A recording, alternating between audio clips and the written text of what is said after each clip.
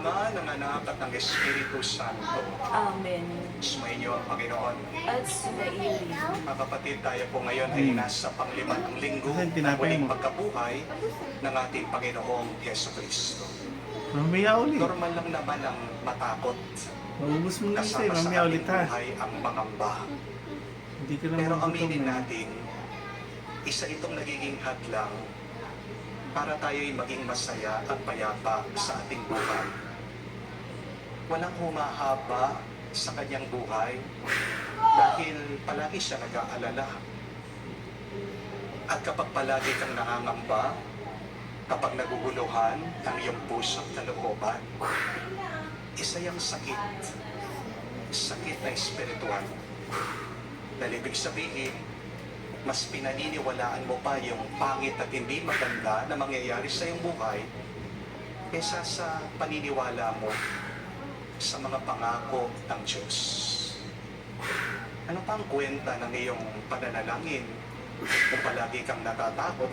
Ano pa ang kwenta ng iyong pananampalataya kung palagi kang nangangamba?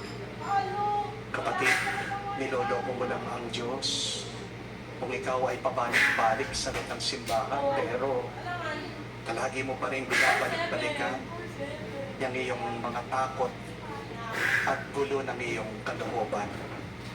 Kaya naman sa banal na misang ito, bago natin tanggapin ang banal na katawan at dugo ni Kristo, aminin natin ang mga pagkakataon na kung saan mas kumapit tayo sa ating mga takot kaysa sa mga panahon na kumapit tayo sa kamay ng Diyos.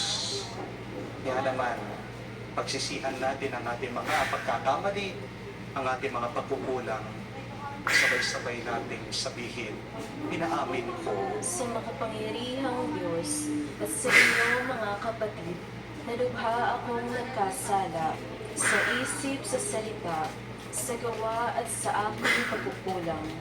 Kaya isinasamo ko sa mahal na Birheng Maria, sa lahat ng mga anghel at mga banal, at sa inyo mga kapatid, na ako'y ipanalangin sa Panginoong ating Diyos. Kawan tayo ng makapangyarihang Diyos, patawarin tayo sa ating mga